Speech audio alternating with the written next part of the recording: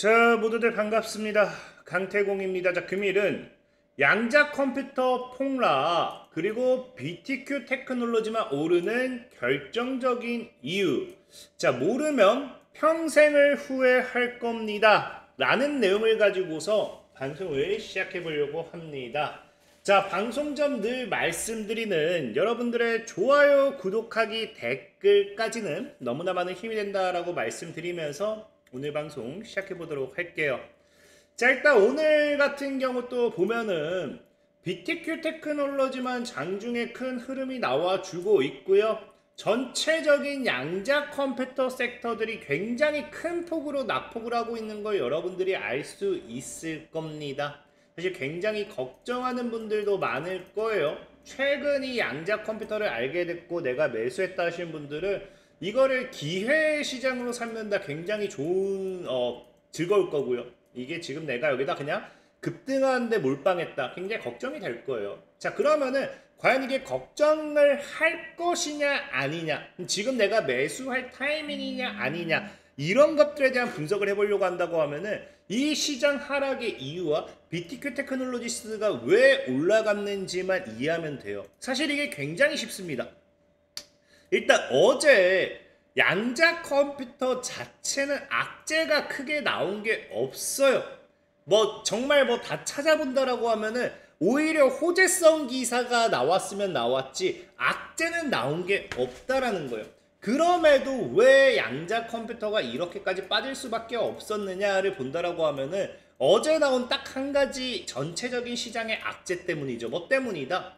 뉴욕 증시는 크게 밀리지 않았지만 2023년도에 악몽이 우려된다라는 리스크 때문이에요.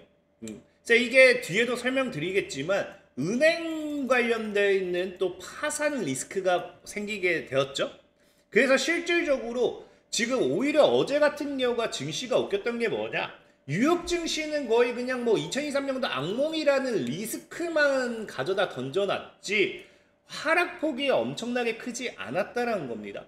실질적으로 시장 지도를 본다 하더라도 빅테크 기업들, 테크놀로지 기업들 같은 경우는 오히려 낙폭을 크게 키우지 않았어요. 그럼에도 양자 컴퓨터의 하락 압력이 가속화됐던 가장 근본적인 이유는 일단은 첫 번째로 최근에 AI 랠리 속에서도 뭐였다? 뉴욕 증시가 올라갈 때 AI 랠리 속에서도 AI보다는 누가 더 많이 올랐다? 양자 컴퓨터가 더 많이 올랐다라는 거예요. 그게 가장 큰 문제죠. 그리고 두 번째는 뭐다? 은행이라는 거예요. 은행 이게 왜 문제가 되냐고 하면은 사실은 재미있어요. 재밌는 게 뭐가 재밌느냐?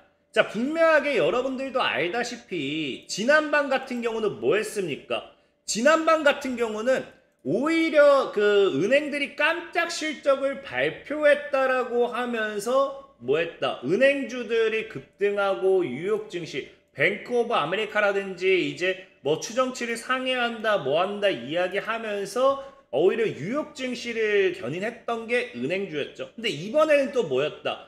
은행 관련되어 있는 또 모멘텀이 나와주면서 시장 하방 압력을 키웠다라는 거예요. 그럼 과연 어떤 이유로 또 하방 압력이 키워졌느냐에 대한 생각을 해본다라고 하면은 지금 보시면 알겠지만 두 가지 정도가 나왔어요. 지금 이제 자이언스 뱅크라고 해가지고 또 다른 신용 바퀴벌레가 나타나면서 5천만 달러의 대출 손실을 입습니다라고 하는 게 무슨 말이냐? 자, 돈을 5천만 달러를 빌려줬어요. 빌려줬더니 이제 그 빌려준 주체가 이제 돈을 못 갚을 것 같은 상황이라는 거죠. 그러니까 못 갚을 거라고 생각하고 그거를 애초에 손실로다가 이미 처리를 해버렸다라는 거예요. 그러니까 손실 충당으로 처리하게 되면서 이 자이언스 뱅크코프 같은 경우는 이미 뭐가 된다? 실적이 굉장히 말도 안 되는 흐름을 가지고 가겠죠. 그 다음에 이제 웨스턴 얼라이언스 뱅크코프라고 있어요. 이제 차용인의 사기 혐의를 또 어제 이야기하는데 이게 뭐 무슨 말이냐? 자, 대출자가 말 그대로 이제 뭐 서류를 그 사기 혐의이기 때문에 서류를 조작했거나 아니면 부동산 뭐 담보를 부풀렸거나 뭐 이런 것들, 그래서 얘네들이 문제가 생겨도 지금 이제 대출금 회수가 불가능해질 수도 있다라는 거예요. 이 사기 혐의 하나로. 그러니까 지금 현재 방금 얘기했던 것처럼 웨스턴 얼라이언스 뱅코프라든지 자이언스 뱅코프 이 두 가지 기업이 지금 순간적인 자금적인 문제 이런 것들이 생기게 되면서 지금 이제 손실 충당과 함께 뭐가 된다?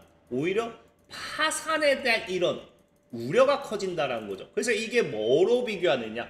2023년도에 공포가 재현되느냐? 그게 여기서 나온 거예요. 근데 재밌는 게 뭐냐고 하면은 사실 2023년도도 공포는 아니에요. 자꾸 시장에서 은행을 관련해 가지고 이야기를 꺼내면 은행 가지고서 갖고 리먼 사태까지 이야기하면서 시장을 끌어내리려고 합니다. 그래서 과거에 2023년도 공포도 뭐였다? 실질적인 실리콘밸리 은행 파산 사태예요. 이거 기억나시죠?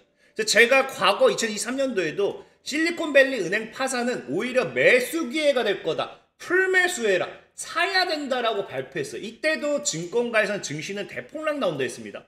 과거 리먼 사태와 비교하면서. 근데 실질적으로 어떻게 되었다? 자, 보면 알겠지만 2023년도 3월 달에 단기 하방 압력 키우고 단기 하방 압력 키웠죠 이때? 그리고 나서 증시는 내리 달리고 있어요. 이게 실질적인 지금까지 과거 23년도의 실리콘밸리 은행 파산 사태 이후의 흐름입니다. 그리고 지금 최근에 이제 아까 얘기했던 두 가지 은행의 파산, 두 가지 은행의 이런 파산도 아니긴 하지만 이런 모멘텀을 가지고서 뭐한다? 23년도에 공포가 재현된다라고 하면서 개인들이 흔들기 시작하죠. 여기서 문제는 뭐냐? 은행주들이 흔들리는데 왜 지금 아까 했던 양자 컴퓨터가 타격을 받느냐? 간단해요. 은행주가 흔들리면은 여기서 과거에도 경험을 했지만 옵션 시장이 제일 많이 흔들립니다. 금융권으로 엮이기 때문에 아무래도 돈에 대한 부분이 민감해서 그런지 모르겠지만 옵션 시장이 제일 많이 흔들려요. 그래서 과거에도 주식 시장에 급락한 가운데 옵션 시장에서 이제 뭐 한다? 이제 콜옵션 거래가 급감하고 풋옵션 거래가 굉장히 증가하는 거예요. 그러니까 이게 지금 뭐가 되겠어요? 전체적인 옵션 시장에서 하락 베팅이 증가한다는 거예요. 근데 이 하락 베팅이 증가하는데 제가 어제도 얘기했죠. 이게 결국엔 뭐다? 우리가 뭐 비트코인이 급락하니까 알트코인이 타격받는 것처럼 이 풋옵션에 대한 하락 베팅이 급감하니까 최근에 AI를 뛰어넘고 급증했던 게 누구다? 양자 컴퓨터예요. 그럼 이 양자 컴퓨터에 대한 옵션 하락 베팅도 굉장히 급증할 수밖에 없다는 겁니다. 그럼 여기서 지금 가장 큰 차이가 뭐냐? 아까 얘기했다시피 BTQ 놀로지스와 다른 양자 컴퓨터의 가장 큰 차이 딱 하나예요. 뭐다? BTQ 테크놀로지스는 최근 상장됐습니다. 지금 미국 시장에서 이 옵션을 상장하기 위해서는 거래량이라든지 최소 이런 요건이 있어요. 근데 제일 중요한 거는 일정 기간이에요. 이 기간이 보통 6개월에서 12개월을 봅니다. BTQ 테크놀로지스가 지금 제대로 상장된 지 아직 한 달도 안 됐어요. 그러니까 BTQ 테크놀로지스 같은 경우는 아직 뭐다? 옵션을 통한 하방 압력을 받을 이유가 없다라는 거죠. 그렇기 때문에 오히려 옵션이 존재하지 않는 상태이기 때문에 양자 컴퓨터의 악재도 아니고 시장의 흐름 정도라고 하면은 오히려 양자 컴퓨터가 그 호재가 제가 계속 나오고 있는 중이다 했잖아요. 이런 호재로서 기대가 되는 이 상황에서는 뭐한다? BTQ로 수급이 붙는 건 너무나 당연한 효과였다. 너무나 당연한 흐름이다. 라고 생각하시면 되는 거예요. 그러니까 저는 이렇게만 보셔도 절대적인 악재는 단 1도 없이 옵션 흐름 때문이다. 실질적인 아이온큐만 비교한다 하더라도 자 보면 알겠지만 지금 어떤 상황이에요? 이게 아이온큐와 감마 플립이 73입니다. 현재 주가가 이렇죠. 그러니까 이 중앙값이 73에 맞춰줘야 되고 제가 이제 오늘이 옵션 만기일이라 했죠. 그럼 왜 이런 하락 포지션이 나오느냐를 본다라고 하면은 어제까지 이야기했던 거에 플러스 또 심화 버전을 이야기를 해드릴게요. 자, 보통은 이제 옵션을 판매하게 되면요, 감마값, 이 플립, 감마 그래프에서 이 플립이 중앙값이 우리가 평균 여기에 근접해야 옵션 판매자가 손실을 안 입어요.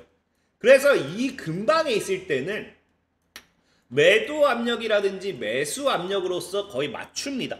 일단 기본적으로 옵션이란 건 여러분들 알겠지만 그에 맞는 주식을 가지고 있어야 옵션을 파생할 수 있습니다.